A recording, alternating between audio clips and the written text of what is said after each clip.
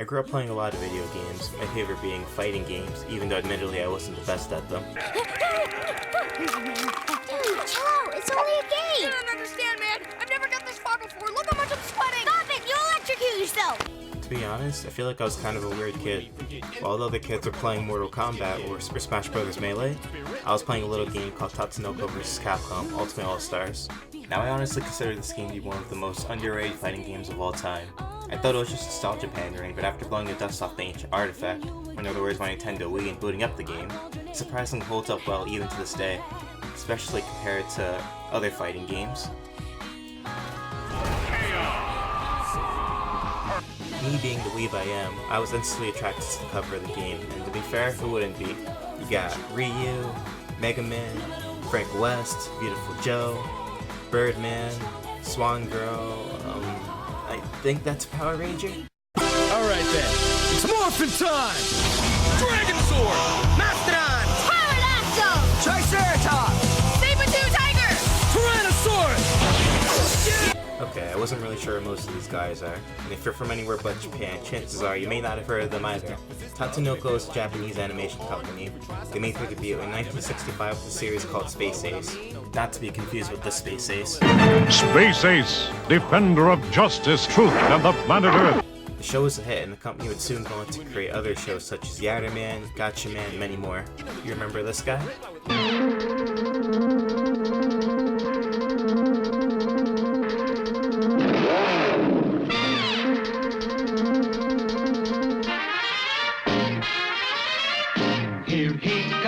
Here comes Speed Racer, he's a demon on wheels.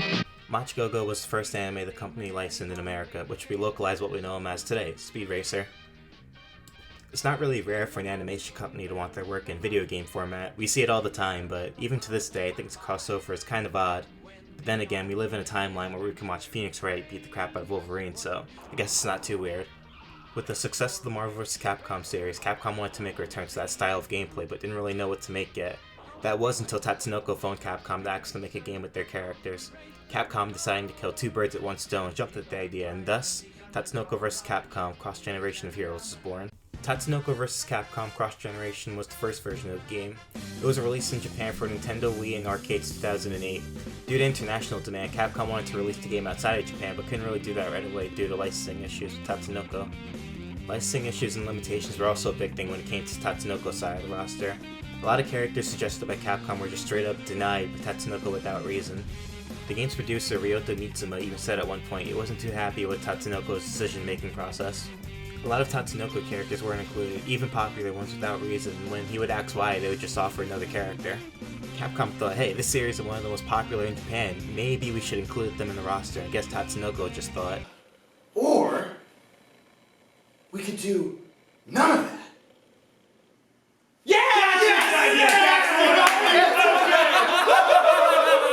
Now, I've never heard of Samurai Pizza Cats before, but that series is one of the most requested by fans, and for some reason, Tatsunoko disallowed characters from the series, and I honestly don't know why. Like, I feel like those characters would fit perfectly into the Tatsunoko vs. Capcom universe. I mean, just listen to that theme. Will somebody please cue that fight? Samurai Pizza Cat. Oh yeah! Who do you call when you want some pepperoni? Samurai Pizza Cat. Right on! They're stamping out crime and you know that ain't baloney. Pizza Cat aside, I still think the roster was amazing. Each character felt unique and they all had so much personality. International licensing issues were eventually worked out, and in 2010, the second version was released, Ultimate All-Stars for the Nintendo Wii. This version was released in Japan, North America, and Europe. Now this version was great because it included more characters in an online mode. You know, I remember when Nintendo were shutting down their online servers. Everyone I know was trying to get in their last games of Mario Kart or Smash Brothers, and I was sitting in the room playing this game. Now while we're on the topic, let's have a moment of silence for Nintendo eShop and their online server.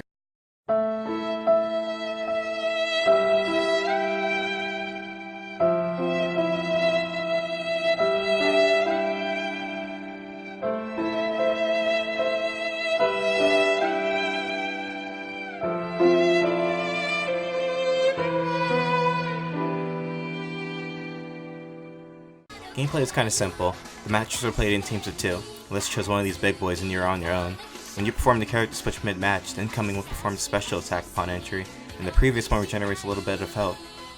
Characters not in use can be used to perform assist moves a la MVC2.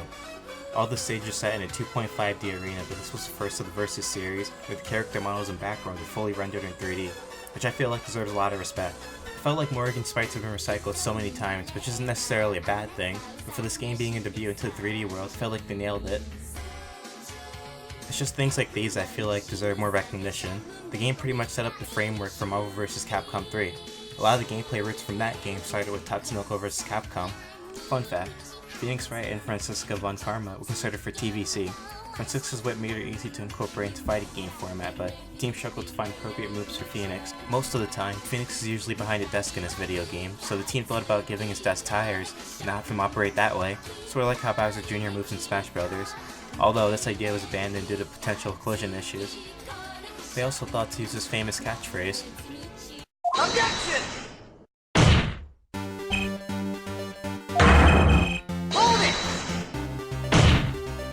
with the letters themselves attacking the opponent. They eventually just scrapped the idea along with Arthur from Ghosts and Goblins and Ingrid from Capcom Fighting Evolution. But I guess the team's dream eventually came true when Marvel vs. Capcom 3 released. The game uses a simplified 3-button attack system that the Versus series is commonly known for: light, medium, and strong attacks. Overall, the game received pretty positive reviews. It was pretty easy to pick up, which made it approachable for newcomers, but it had enough depth and new mechanics to keep veterans interested also. The Versus series all usually have a different mechanic that keeps the gameplay interesting. For example, Capcom vs. SNK has this little thing called grooves, which essentially changed the way the entire game could be played. Marvel vs. Capcom 3 had X Factor, which was a technique that boosted your speed and damage. TVC has a mechanic called Baroque.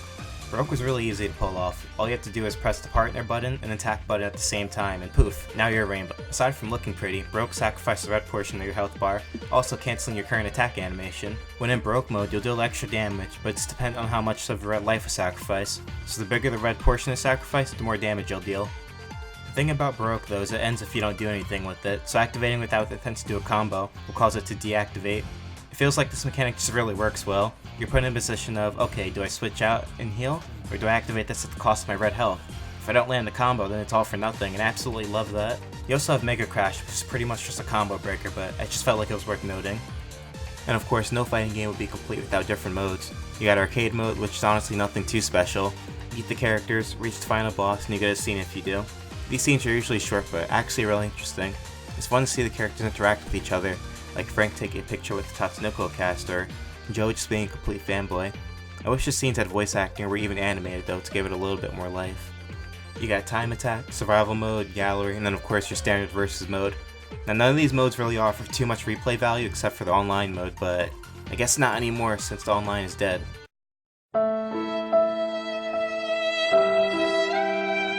Regardless though, this game is still a ton of fun. If not for this game, I wouldn't have been introduced to so many great animes or different characters. Though the chances are small, I would love for a sequel or maybe just a remaster. Need to explain that its Wii exclusivity was due to the lack of Capcom fighting games for the console, and that the Wii's casual quality matches the Versus series trait of accessibility. Which is true, but I personally feel like it would have still benefited from being on other consoles. Except that everything was optimized specifically for the Wii, so to port it to other consoles, the game would have to be rebuilt from the ground up. Before making this video, I thought the game was completely dead, but it turns out there's still people hosting tournaments, which is honestly hard for me to even wrap my head around. TVC in 2019 is kind of a crazy thought. I'm so glad though that people are actually still playing this game. This game's such an underrated gem. Even if it's just a little bit, the game still has life. That being said, Capcom, Tatsunoko, where's my sequel? I'm not trying to complicate none of this, so let me just come